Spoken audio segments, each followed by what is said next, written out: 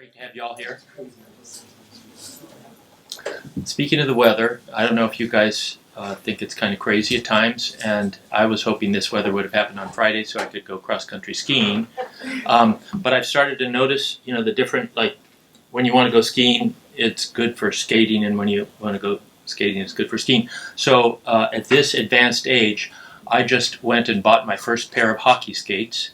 And, come to think of it, in 2 weeks, the speaker we have will talk about a place on Mount Desert Island where I went pond skating for the first time because of him, because he came into a previous talk this semester. So that's how I've begun pond skating. But because I'm an old man, I didn't just buy hockey skates. I also bought like a huge helmet.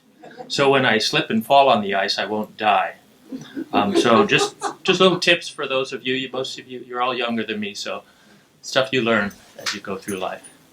It's great to have everybody here. Lots of cool things coming up.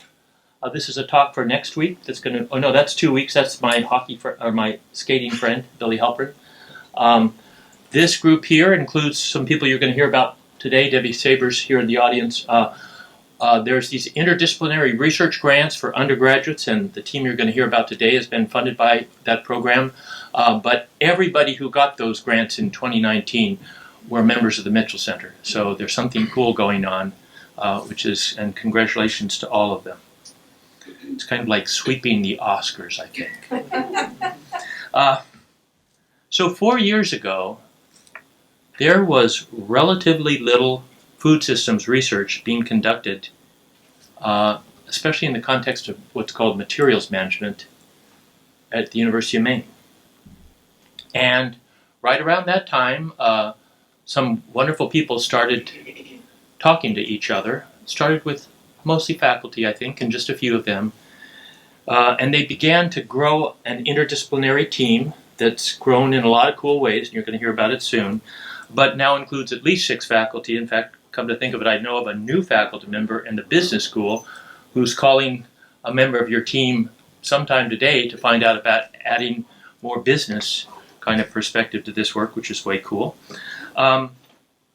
They got started literally on a shoestring and have since garnered 6 different grants to fund this work, including a major National Science Foundation grant and a grant from the Environmental Research and Education Foundation and plenty of others.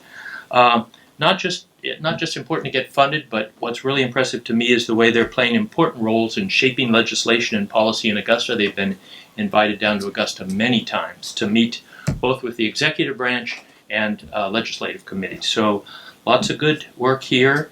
They've become a model for the kinds of stakeholder-engaged, solutions-driven, interdisciplinary research that's also the Mitchell Center's sweet spot.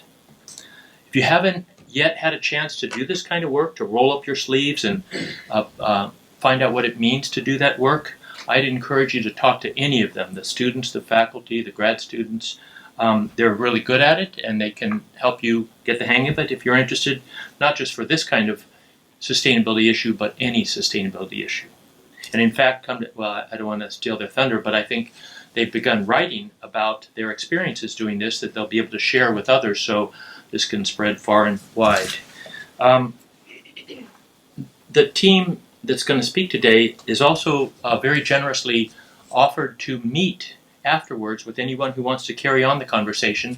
So at 4 o'clock, we're just going to move 2 doors down into room 105. Any of you who want to join us, feel free to come along. We're going to just spend, 40 minutes, an hour, something like that. We'll wrap up by 5 to continue the conversation.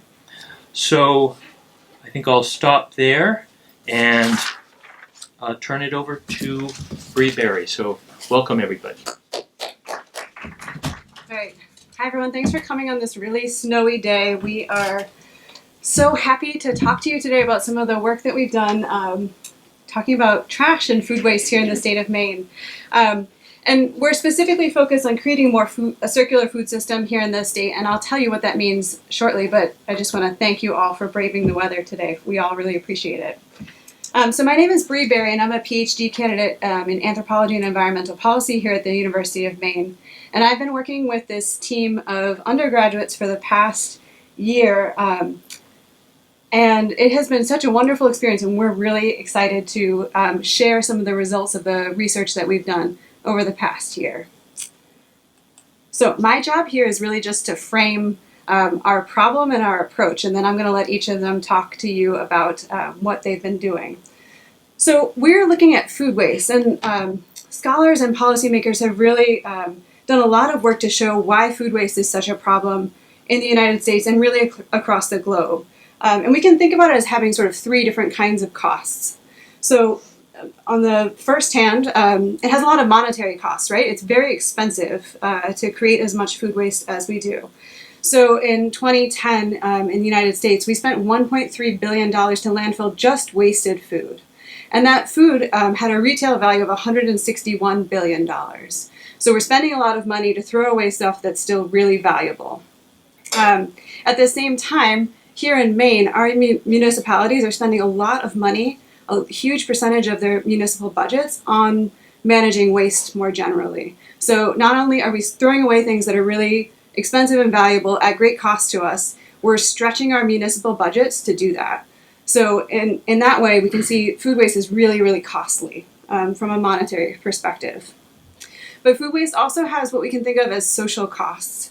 And by that, I mean, when we're throwing away this food, when we're landfilling it and incinerating it, that food isn't available to people who need it. And so we can think about this in terms of food insecurity, which means a lack of access to enough food to live a healthy, active life. So Maine has the highest rate of food insecurity in New England, and it ranks 9th in the country in terms of food insecurity. So those aren't distinctions that we want to have, right? That's not a great thing. And so for that reason, it also makes sense to really question the systems that are producing that much food waste, because we can see it has real impacts in terms of equity. And then probably of interest to a lot of you here, food waste has what we can think of as environmental costs. So when we throw away food, when it's landfilled or incinerated, all of the labor and energy and water and land that went into producing that food is also wasted.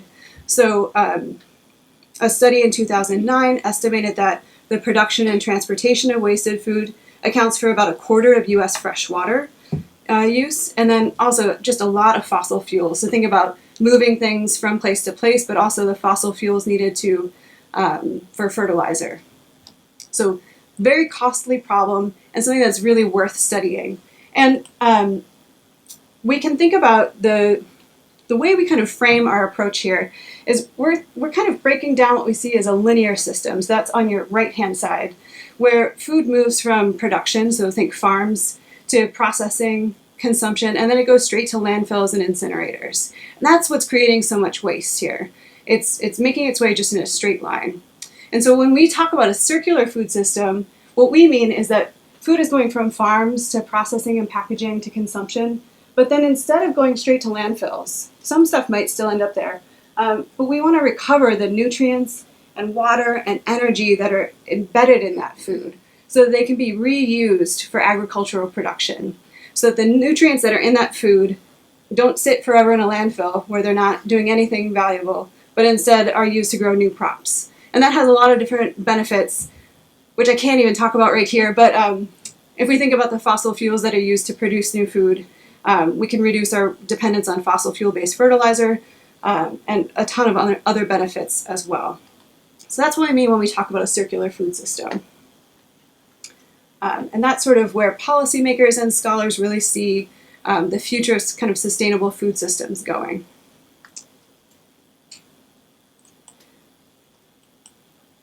Okay.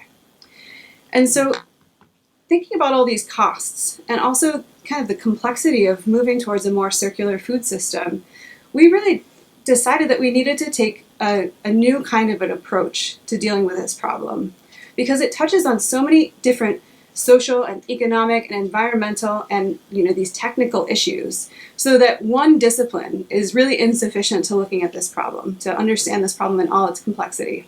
So David, I laughed a little bit when you gave your introduction. So our approach is to take a stakeholder engaged, solutions oriented, interdisciplinary approach to understand the problem of food waste in all of its complexity.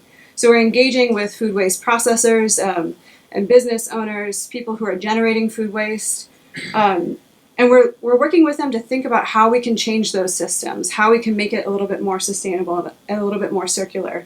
And a critical component of this is using an interdisciplinary approach. As an anthropologist, I'm very aware of that. We are often brought in on other groups, but we really see the value of bringing in all these different perspectives and think that it's actually critical to do this work.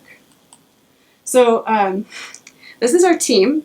You can see that it's made up of quite a few people. So on the right, you're going to see almost everyone here today present. Unfortunately, Shayla, second from the left, is that how you say that? Right. Second from the right, there you go. Shayla is stuck in Connecticut and can't be here today. But we have human dimensions of climate change major, nursing, engineering, economics. Taylor, that's not quite right. But we're bringing in together a lot of different people. And then we're advised by this great group of faculty that David introduced, the materials management team, who's based here out of the Mitchell Center. So faculty from economics, food science, nursing, psychology, anthropology, engineering, and then David, who sort of embodies all of those things. But yeah, maybe nursing too. Let's do it all. So we're bringing together both a team of undergraduate and graduate students, as well as this faculty team, to really think about these problems. And so in the next 45 minutes or so, hopefully a little less, you're going to hear from each of the students on this project, and they're gonna explain to you a little bit about the problems that they've identified, how they're conducting their piece of this research that we kind of situate along the circular food system. And then they're going to talk about some of the opportunities or impacts of their research here in the state of Maine. And so as you listen to these different, really different research projects, I challenge you to think about the potential connections between them, because that's one of the challenges that we've had as an interdisciplinary team. So I'm going to stop talking now and hand it off to not Shayla, who isn't here, but Skyler, who is an incredible example of the value of interdisciplinary work. Skyler studies human dimensions of climate change, and he's going to talk to you about biomedical engineering. Okay, go ahead. Thank you. Yeah, so as Brie said, Shayla could not be here today, so I'm going to attempt to do her portion of the project justice here and explain it. So Shayla focused on the pulp and paper industry in Maine, which has been a huge part of Maine's history. But currently, only 6 of the remaining paper mills are still open in the state. So she focused on the products that they create, and maybe areas to innovate those products to help spur innovation within the pulp and paper industry. So, she focused on coated laminated packaging paper and surface-coated paperboard and plastics to attempt to create more sustainable food packaging.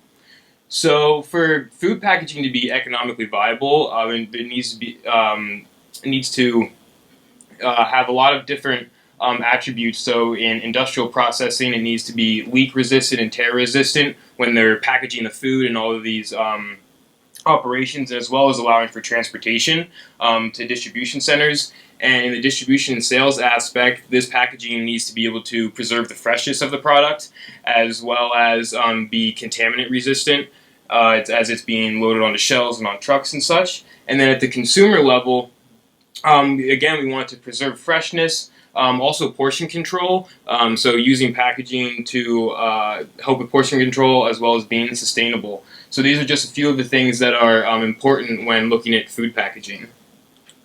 So the way that she went about doing this is using cellulose nanofibrils, which is extremely small fibers that are created through the biosynthesis of cellulose. So this is just wood. So we have actually a paper mill on campus that does this by grinding wood into a pulp to create this cellulose.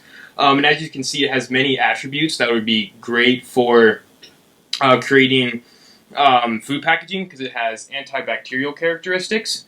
So in the lab, she created a film of CNF and used different oils to create a barrier for anti-adhesion barriers and to keep the increased shelf life of the food.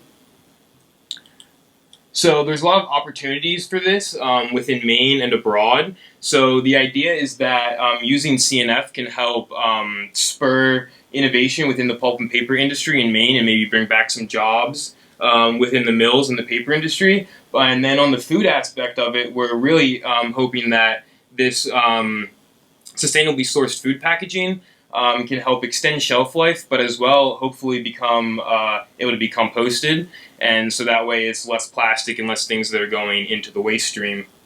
So we definitely need continued research with wood products to understand the viability of maybe specific woods to use and how well the packaging can dispose in compost.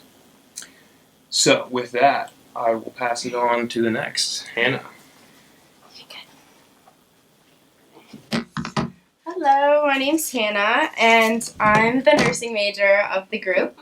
So when I was first, we looked at hospital food waste to begin with. So when I was first approached with the topic, I heard the word hospital waste. So I thought, as like many people do, that hospital waste is all the sterile techniques, all the paper packaging, all of the gowns and things that nurses wear. But then the mention of food waste started to come about, and I was like, oh, that makes sense too, because in hospitals they have sick patients who are required to have 3 meals a day. But when you're sick, not everyone likes to eat a lot, so a lot of that food will go wasted. And not only do they feed patients, they feed staff and hospital visitors as well. So it's a fully in-service kitchen. So in hospitals, there are 6,000 hospitals in the U.S., and they produce more than 7,000 tons of waste every day, and that is so much waste. So we started looking at specifically food waste here in hospitals in Maine, looking at data, trying to find information on how much they were producing or what they were doing with it, and we really couldn't find that much information. So we decided that in researching it, we really needed to start at data and collecting data about what they were doing with their food waste, potentially how much they had, different questions like that. So we decided to create a survey. So the survey would allow us to gain some ground information, something viable to understand where the food is going. So we decided to visit hospitals around the state. We made sure they were in different locations and of different sizes to try and get a more fair picture. So we went to 4 acute care hospitals, and acute hospitals deal with all types of medical surgical patients and have different stay times, like 2 days, 1 day, 3 days, different things like that. And psychiatric hospitals generally have an extended stay period, such for mental illnesses. And critical access hospitals, we interviewed one of those, and they have less than 25 beds and are 35 miles away from any other hospital. So in northern Maine, we have a bunch of those. And we asked them questions surrounding like what did they use? So how did they dispose of their food, whether it was traditional landfills or incinerators. We asked them what were barriers to if they did not take part in a circular food system, such as anaerobic digesting or composting. We asked them why, what was difficult or what prevented them from doing a circular food system. And when we asked them, we were kind of surprised because we found out that the food in the hospital does not necessarily follow a traditional waste stream. In 5 out of the 7 hospitals that we interviewed, they put all of their food waste down the garbage disposal. So it wasn't actually leaving the building. So when it goes down a garbage disposal, it goes in an industrial-sized grease trap, which is this large square box in the ground. And when food solids go into that, the food solids sink to the bottom, and then fat, oils, and grease rise to the top. And in the middle, the clear water can flow through and down into the wastewater stream. And eventually, those 2 levels get closer and closer, and that's when you have to clean out a grease trap. So they'll take all the food solids and all the oil and grease out, and it gets dehydrated. The water's taken out of it, and it's burned. So it doesn't go on to grow any food. And when we asked logistical questions about why maybe they didn't anaerobic digest or compost, many of their barriers were cost, because the garbage disposal is relatively cheap. There's no transportation costs as it doesn't leave the building. However, when asked if hospitals were willing to try alternative methods to continue food along the circular food system, 5 out of the 6. 6 being one of the hospitals did anaerobic digesting, which is a circular food system method. So 5 out of the 6 were open to trying things again. So when looking at what these hospitals could do, in southern Maine, there are anaerobic digesters, there's composting facilities that they can use. So education would really be a good step, teaching hospitals how to use separation bins and how to get their faculty on staff, because hospitals have really good input of food waste during food prep, food waste from patients, food waste left over from the kitchen during the day. But the issue becomes cost in northern Maine, where there is not as many anaerobic digesters or easily accessible compost facilities. So when looking at it, composting would be a really awesome alternative for hospitals, because that's not relying on the community sometimes can have different varying levels of food waste, whereas a hospital will have continuous patients. So through composting, it could offer a way that would reduce transportation costs and allow food to continue along the circular food system. But however, before we can get that far and make those awesome changes, data is still, again, needed. More data on this topic is necessary, because we interviewed hospitals on their barriers and what they did, but when we asked questions about how much food waste they produced, many hospitals did not know the exact answer or have a ton of information on their food waste in general. So in order to progress further, we need to keep going with the survey and ask hospitals around Maine to get more data on the issue. Okay, next is Taylor. Hi everyone, my name is Taylor Patterson. I'm an ecology and environmental science major with a minor in economics.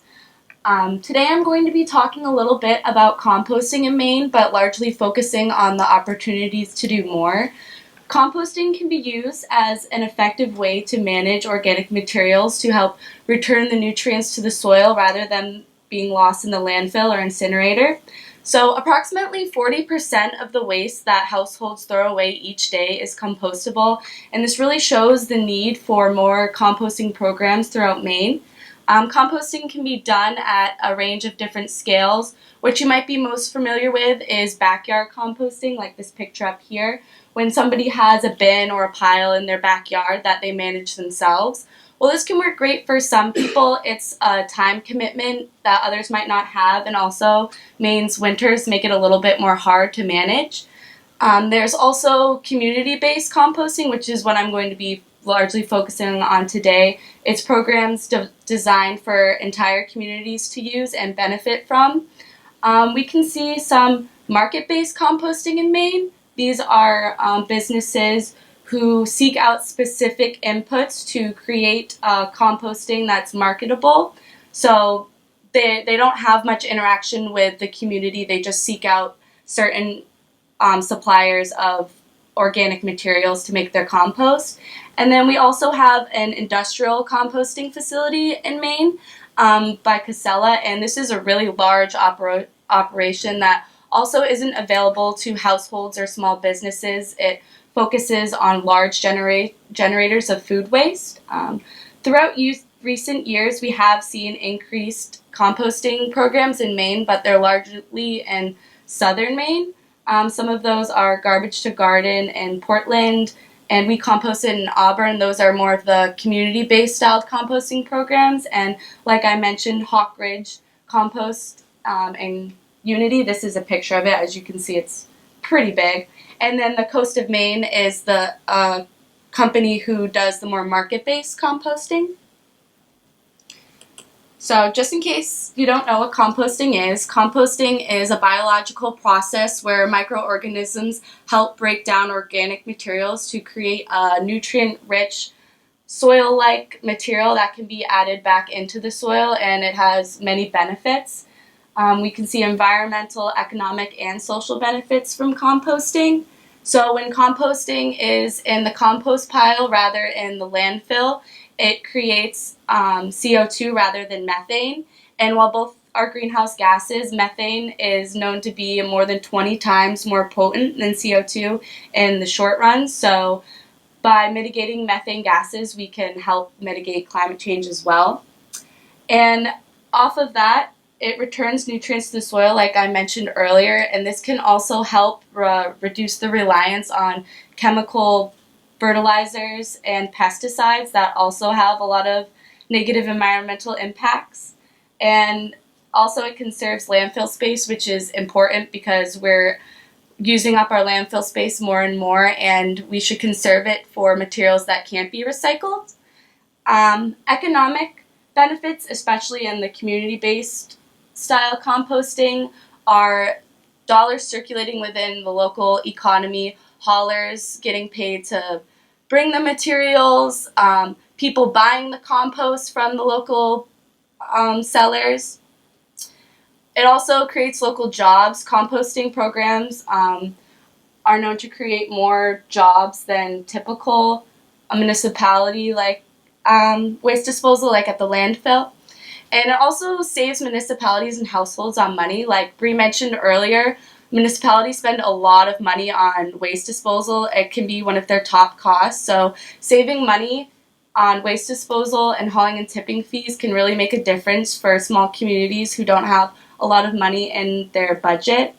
And a social benefit is just community engagement in composting and other sustainability issues, getting the word out and making people aware that these problems do exist and potentially making them want to make a change. So for my part of this project, me and my supervisor, Travis Blackmer, he's not here, we helped to implement a composting program in Washington, Maine. We found a young couple in the McDonald's, this is them. They have a small organic dairy farm in Washington. They have about 90 head of cattle. They had been interested in starting a composting program up for a while because they had heard of other farmers doing it and making money from it, and it's a good way to help them manage their manure. So the McDonald's, they don't have a lot of time. They're full-time farmers, so they don't have a lot of time to go and pick up the food scraps and haul them, but they are responsible for managing the pile at their farm. We were lucky to find them partners in Camden, Maine. At the time, they had just started up a grassroots composting company called Scrap Dogs Compost, and we linked them together to start a partnership. So the Scrap Dogs Compost, they're responsible for education and outreach into the community. They help get the members signed up, and they're also responsible for all of the hauling. So this is a good example of how other, not always farms, but how other community composting programs can be implemented throughout the state. There's over 200 dairy farms throughout Maine, and so on a dairy farm you already have a lot of land that might be viable for composting, and you also have manure, which is an important feedstock for composting. So there's a lot of potential throughout Maine, and community composting is really good because we are a rural state, so there's not a lot of economic incentives for large companies to come in and build composting programs, whereas if you have a community composting program, it can be managed locally, and so that's pretty much where the opportunity is for Maine. Why people might want to do this is it's a second source of income for the farmers, which can be helpful seeing a lot of farmers are going out of business. It creates jobs, like I mentioned before, and it's a good source of manure management. And people who have a passion for sustainability, the Scrap Dogs Community Compost, the people who own that really have a passion for sustainability. So this helps them have a job that they feel passionate about while helping their community. So I'm hoping that this project can serve as an example for other people throughout the state who might be interested in making their own composting business, and maybe be a way to also help form policies around composting and organic materials management. So I'm going to pass it off to Andrew.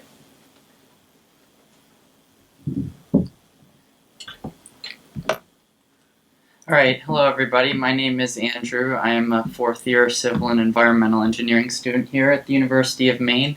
And basically my research was all about food waste recovery in the state of Maine and that portion of the circular food system and how it's an operations issue in the state. So as it's been kind of hinted in the presentation, Maine currently uses two major operations for the majority of food waste disposal, and this is incinerators and landfills. So these two pictures here are two traditional, one's an incinerator facility and a landfill in the state of Maine. There are major issues with these two disposal methods. They're obviously not included on this circular food system that we want. Incinerators require a large input of energy because the food waste coming in that gets incinerated has a really high water content, and water is really hard to get to go into a gas and boil and requires a large input of energy and oxygen. And it still has a lot of solid leftovers that actually need to just be landfilled in the end, so it's really not that sustainable. And landfills produce high concentrations of methane, as Taylor already alluded to. It's a really powerful greenhouse gas. And also, they require lots of time, space, and equipment. Landfills need to be filled, obviously, with all the food, and then after they're filled, they get capped, and then it's many, many years, 25 plus years, for the food in there to just get digested and with methane coming out and all of that. So it's really not all that sustainable. So my research was all about anaerobic digestion, which is a much more sustainable solution to recovering nutrients from food waste. The process basically is really similar to composting. It uses special anaerobic organisms called methanogens to break down food waste and manure mixture in an anaerobic environment, which basically means without the presence of oxygen. This process does need a specific climate and pH to be successful, so the organisms like pH between 6 and 8 to do their job efficiently, and they need a pretty decently high temperature for the reaction to go through successfully. So you can see in this picture here that the organic material goes into the anaerobic digestion facility, and then you get two useful products out of this process. These two products are biogas, which can be used for electricity. It can be taken by generators and put into the power grid, actually, and you get a product, a solid sludge product, which is really high in nitrogen and phosphorus, and as a result, it can be used by farmers to use on their fields, and is a great alternative to a lot of the chemical fertilizers that are environmentally not feasible. And some benefits from it, there's two useful products from the process, integrating it into the circular food system where we're getting products where we can put back into the soil. There's a fairly low energy input. You don't have to put all this energy into burning food waste, and there's a low amount of environmental impacts, and it can be put in place at many different facilities. So farms can use this, wastewater treatment plants can use this. There's many different facilities in Maine that could implement this.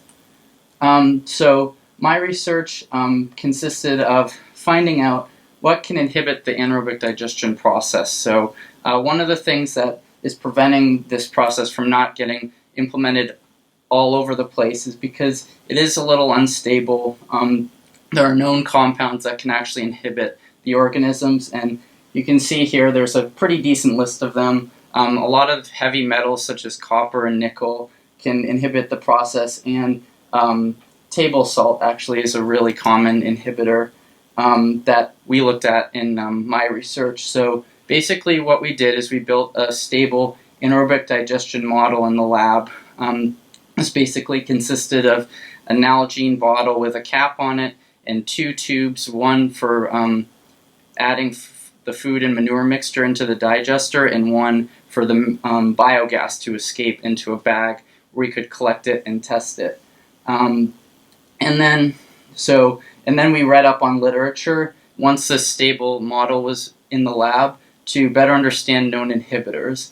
And then we conducted an experiment to confirm the inhibition of table salt. So what happened was we had these small bottles that we had different concentrations in table salt in them, rising concentrations from 2 to 8 grams per liter. And basically what we found was that it did show that it inhibited the process. And this research is really important for these anaerobic facilities because they need to know what can inhibit their process and make it unstable. So basically the impact for Maine's food recovery industry, this process, as I said, is way more sustainable than landfills and incinerators because you get 2 useful products that can be put back into this circular food system. And as Hannah kind of said with her project, my project also needs a bit more research to be done because what we're trying to do is create this data sheet where operators can prepare for these inhibitory substances, and then they'll be able to tell stakeholders that, you know, we have a better idea on this and we can implement more of these facilities in the future. And now I'll turn it over to Skyler.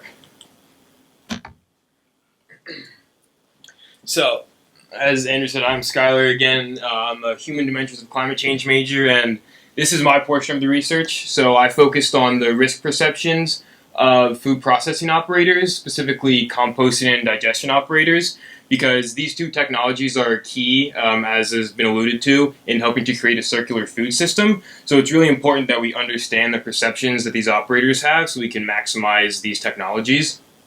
So risk perceptions are the subjective judgments that people make about risks, their characteristics, and their severity. So another reason that these are important is because these perceptions of operators influence the marketability of the end product, who buys it, and how safe it is. So if these operators don't think it's economically feasible to recycle this food waste, then it's just going to be landfilled. So it's very important that we understand the perceptions of the operators and the stakeholders that are actually carrying out these processes.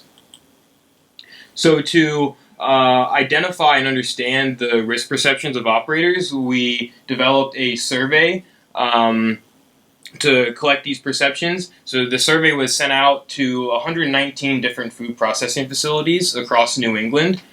And by far, the results from the survey showed that by far contamination of inputs was the #1 concern of operators. The top 3 contaminants of which are trash, sharp objects, and chemicals. So all 3 of these affect composting and digestion alike, although in a little bit different form. So with composting, trash is more of a cosmetic issue, which it can go through the whole filtering process that compost goes through and can decrease the marketability of the product.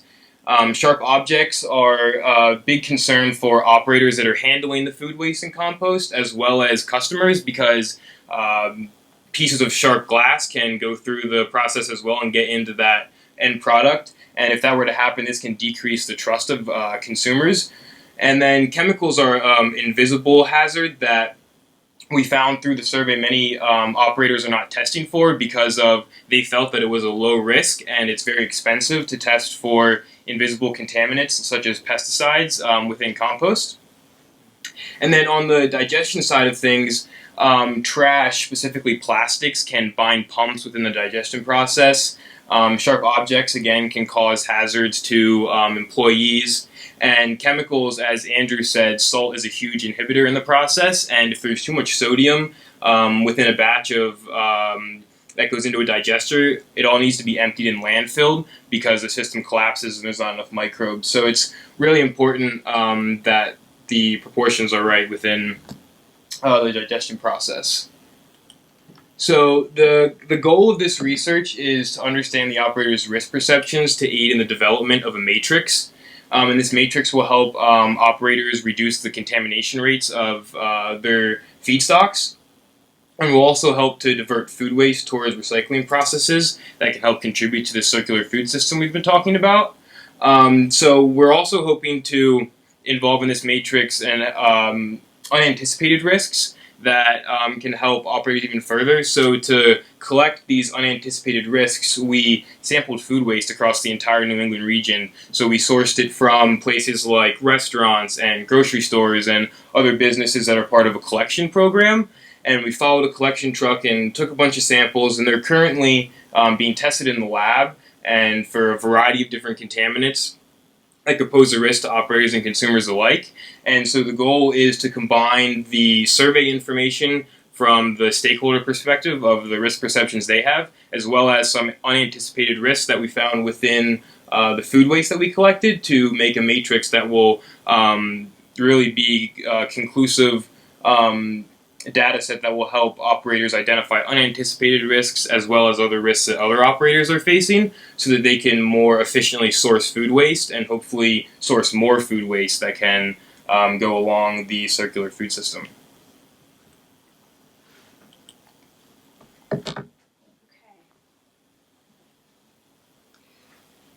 So I've seen this presentation before. We've practiced together, and I'm continually impressed by the work that all these folks are doing. And I just want to conclude here with some parting thoughts. So as should be clear from these really different research projects, there's a lot of different opportunities in Maine to move towards a more circular food system. And I think each of these students has highlighted how the research that they're doing can kind of provide that critical step of moving knowledge towards action. So supporting technology, supporting these social and economic systems that can help us move towards more circular food systems.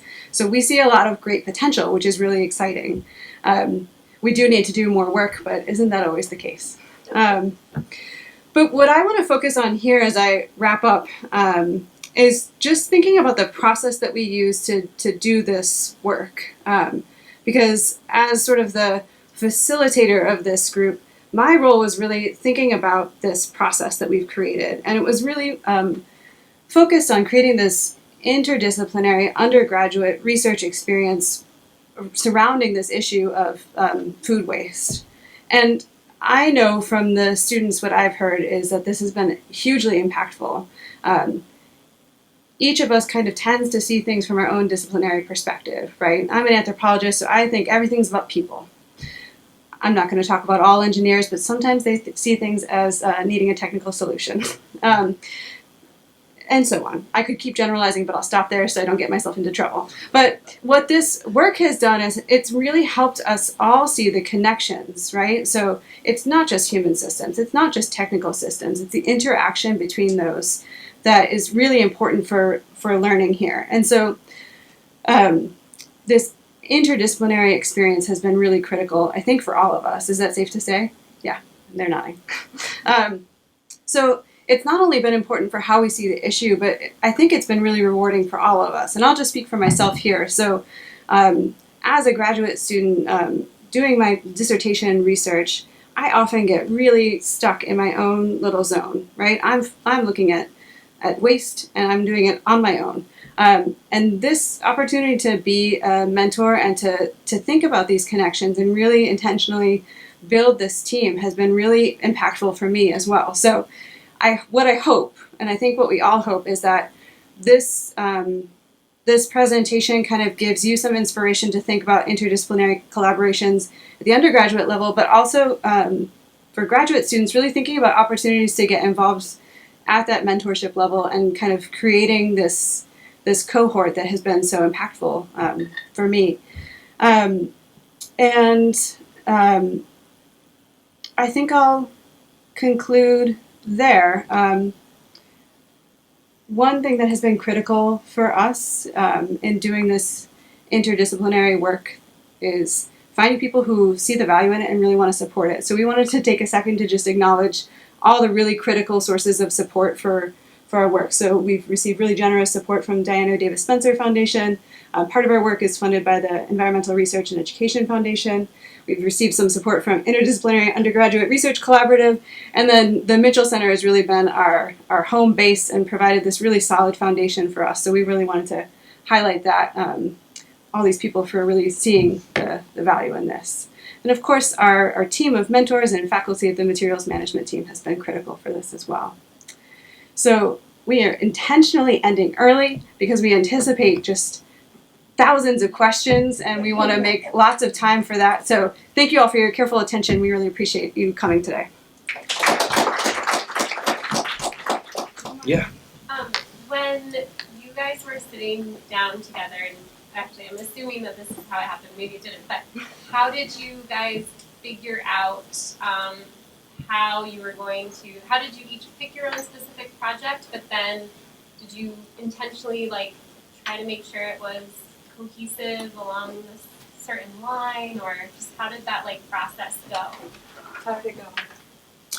Well, I think that we had a basis for what our project was going to be when we were hired for the research assistantship, and I think that over the summer meeting with each other, we didn't really even need to work our projects together. After talking with each other, we kind of just realized the complexity of this problem. There was a lot of overlap already that we found as we went throughout our research. So it was really interesting to, as we went, we kind of just kept uncovering more issues that overlapped. So it was great we could have conversations with each other about our research because there was so much overlap. Okay, but you're making it sound really easy, and we put in so much work to make those connections. So I'm sure some of you were like, wait, nursing and engineering, how does that even connect? So we spent a few months, right, thinking about interdisciplinary collaboration. So we started in February? Yeah. And then when did all your research projects start? In the summer, right? Mm-hmm. So we spent from February to May thinking about interdisciplinary collaborations and really looking at those connections. And they seem really obvious now because we've done such good work. Yeah. So it was a challenge. And I think that was something that they've done incredibly well, is really trying to figure out the linkages. I mean, what did you all do to collaborate? You visited labs, you like went on collection trips together? Yeah, well, me and Skyler actually did go on those collection trips together, and I thought it was really interesting to just see that whole process and how what contaminants are found in it. It was really neat, I thought. Yeah, it was great to definitely work with multiple people. So Andrew and I did the collections, and it was actually crazy to see the amount of food waste that's out there. You saw that picture of me behind a Wegmans with about 50 trash cans full of food waste. So a lot of the time it was through working with each other, we were able to bond and got closer, and we were able to get to know each other better, so we were more comfortable talking about our projects. Yeah. Yeah, I think it was a lot of us just being put in the same room and talking. I had no idea what anaerobic digestion was. A nursing major, I had no idea. So it was a lot of just explaining to each other the processes and the different parts of each other's research. So just by talking and asking questions and having, I want to say like just simple conversation. It was a lot of things just started to come out through our conversation, and through small conversations and learning, we were able to get to our bigger conversations and find the large overlapping topics. Just a real quick question. So when you started last February and you spent some time getting to know your different backgrounds, and what did that look like? In other words, how often did you meet? How much work is that? Yeah, it was like probably once a week or so, I think, and we were assigned articles to read about food waste, and we started to get these ideas of how maybe our majors could be connected through this idea of food waste. So Yeah, we met hourly. It felt like a lot of work. No, we met weekly for at least an hour, and a lot of that was just, so we'd read about interdisciplinary research and about food waste, and then just we'd really talk quite a bit, and it was really just talking it out. And one thing that was really important was breaking down the boundaries between our disciplines. So there's a lot of words that mean really different things in different disciplines, and there's a lot of ways that kind of communication can stumble, and so we were really attentive to those. And wait, what do you mean there? What are you talking about? What is the cellulose nanofibril? We had to do a lot of that at first, and then the connections, I think, became more clear. Does that sound right? Yeah. That was a long answer. It was a complicated process. Yeah.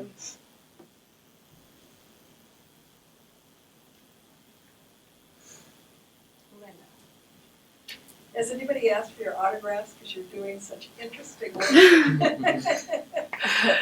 Not No. say that. No. Can't say that. No. Well, and it's true though. So this has been not just a series of disconnected research projects, but as David sort of hinted at in his wonderful introduction, we are working together to publish an article based on not only these different projects, but our collaboration together. How many talks are you doing this spring? You can't even count them, right? 3, 4. Yeah. Yeah, so lots of opportunities to present these individual projects as well as this kind of interdisciplinary approach as well. So you're certainly doing quite a bit. And that's been a really nice outcome of this whole process as well. Lots of chances to engage in different formats. Yeah. Any word about this other than from like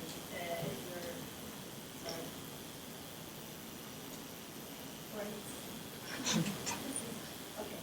And just like get ordered to like the uni and stuff about what you need and not only like the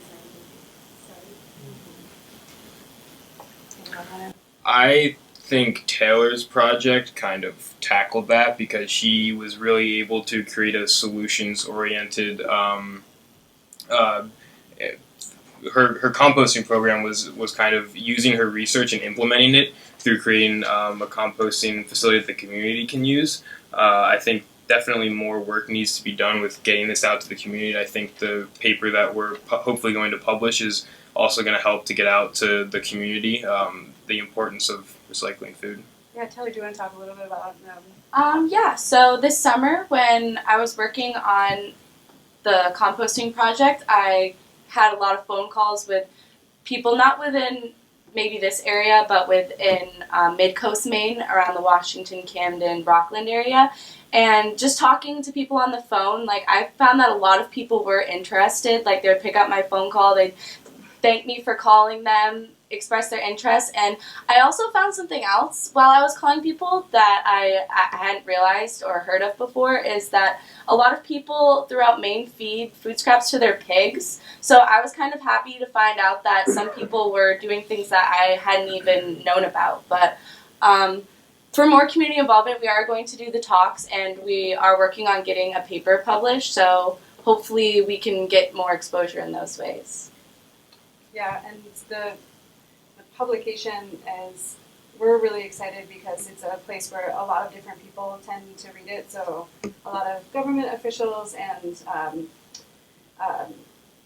a lot of different stakeholders is my experience with the journal. So we're hoping to kind of reach multiple audiences through this work.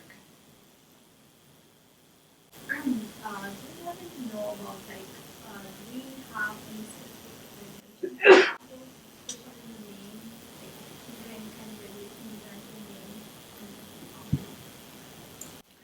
There's like certain permits that are required to do like certain scales of composting, but we don't have any regulations on the amount of food that needs to be composted, if that's what you're talking about. Are you asking about safety or? Yeah, like contaminants, like Oh. I don't talk a little bit about contaminants in the compost. So is there any regulations regarding that?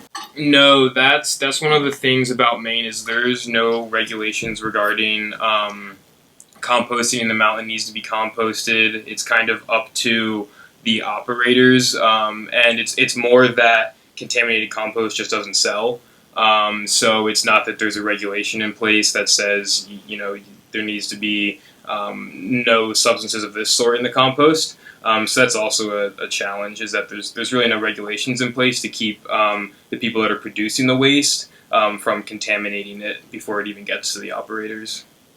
And there are some guidelines from the U.S. Composting Council, but from my understanding, a lot of those are voluntary. So the kinds of tests that you need to do and the quality of the compost, I think it is all pretty much voluntary. But we are starting to get some information back about the food that we've tested, and we've been excited to find that there hasn't been anything that really frightens us. So that was good news. So you can feel a little calmer. There are rules for organic certification, so if you're an organic farmer, you have to turn it at certain intervals and monitor the temperature and have a complete record of the temperature that it's reached. And I don't remember the number, but it has to get to 160 for a certain number of hours to kill pathogens before you can use the composting or inorganic system. Yeah, thanks for that. Yeah. So you all have looked at some really interesting sectoral approaches and different ways of dealing with the food waste, and I'm wondering if through those investigations you found other areas that really need attention, either like another sector that's a huge producer of waste or some other method or approach of dealing with the waste. That's another thing we need to be paying attention to.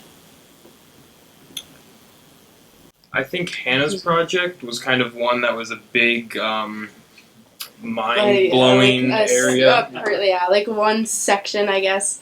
Yeah, hospitals just being, I'm sure, like no one has looked in on maybe like, I don't know, restaurant waste and different things. Maybe that's like a section, but yeah, as far as ours, no one had really looked into it in Maine. Just as simple as like what are hospitals doing with it. There was basically no information or just very little consistent information about any sort of type of like how much is coming in, how much is going out, where it's going, what they're doing. So I mean, I'm trying to think of other ones though. Like I think about school food waste a lot just because that's my background with this, and it's similar, right? We don't know a whole lot about how much waste, and we can kind of link this across institutions, right? These places that are serving a lot of people food, and they have really standardized policies about what they can do, and often really strong concerns about safety and high perceptions of risk. So there's a lot of hesitancy about adopting new strategies for managing food waste. So I think about institutions generally. I think it's great you guys are working on food waste, for one. My question is somewhat theoretical, and I'm wondering what you think of the hypothesis that the root problem of food waste is that we have a cheap food policy, that it's so abundant and so cheap that we don't really give a rip, right? We're like, whatever, throw away half of that onion, it doesn't cost anything. You know, you get tons of food at a restaurant or in your dine. We pay, I don't know, let's say 12% of our annual income as a country on food compared to at least twice that in Europe. And I'm wondering what you thought of the idea that we should triple the cost of food in order to eliminate food waste. Yeah, I think. Bold claim.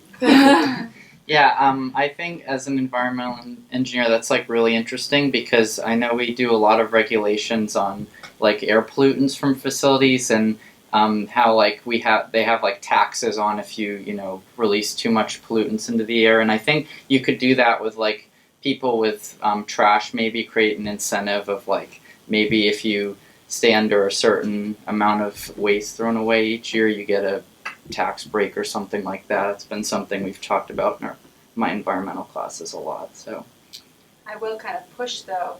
So William Rathje, who is an archaeologist who studied household trash, so he studied really recent archaeological matter, I guess.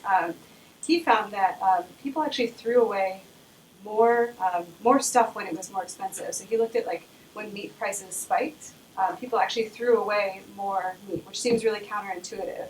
I think he suggests that one of the reasons behind that is because people were buying things that were unfamiliar to them in an effort to kind of cut costs. So I don't know that it's necessarily the cheap food per se, and that it just doesn't feel important to people, because we have to think about the twin issues of huge food waste, but also huge food insecurity. So it's not that everyone is creating too much waste, it's that some people are creating a lot of waste and some people have almost nothing at all. So I think we have to think about systems for sure, but we have to think about it sort of in a cohesive way of like, how can we move food to those who don't have it and keep food from those who have plenty from going to landfills and incinerators. And it's a it's a tricky problem, and I think it probably thinking about how much it costs for us to dispose of our waste and how we incentivize better disposal patterns is really important. But one of the things I think we've all discovered is that there's not like we haven't found the answer. We would have put that in the slide if we had, but it's complicated, I think. But definitely systemic and not. So on that note, I will just say, Brie, spoken like someone who's advanced to candidacy for her dissertation, and I predict that all of you, whether you decide to do that or not, would do just fine if you went for your PhD. So think about it. This is a conversation that definitely, I held back all my questions. I've got a lot of them. Anybody who wants to join us, we're just going to go into 105 and spend, half hour to an hour sitting around talking. So feel free to come. And in the meantime, let's thank all of them for a great week.